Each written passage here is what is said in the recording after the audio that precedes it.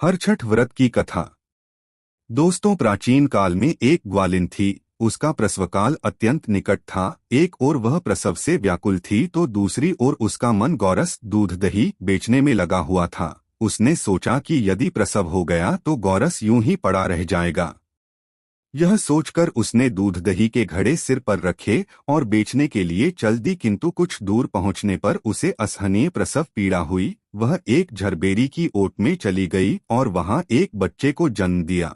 वह बच्चे को वहीं छोड़कर पास के गांवों में दूध दही बेचने चली गई। संयोग से उस दिन हल षष्ठी थी। गाय भैंस के मिश्रित दूध को केवल भैंस का दूध बताकर उसने सीधे सादे गांव वालों में बेच दिया।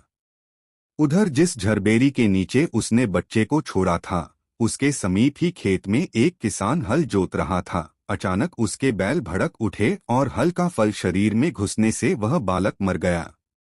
इस घटना से किसान बहुत दुखी हुआ, फिर भी उसने हिम्मत और धैर्य से काम लिया। उसने झरबेरी के कांटों से ही बच्चे के चिरे हुए पेट में टांके लगाए और उसे वहीं छोड़कर चला गया।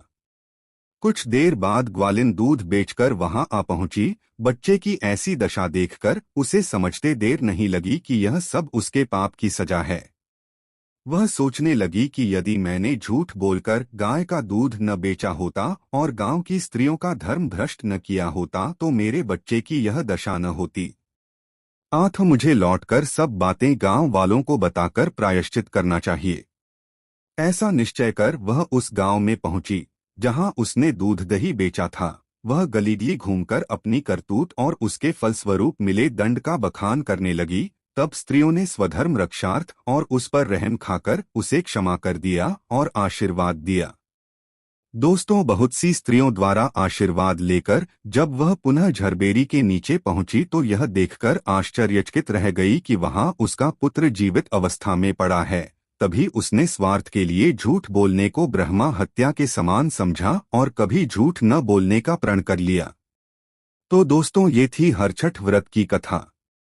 वीडियो की जानकारी अच्छी लगी हो तो लाइक शेयर सब्सक्राइब जरूर करें।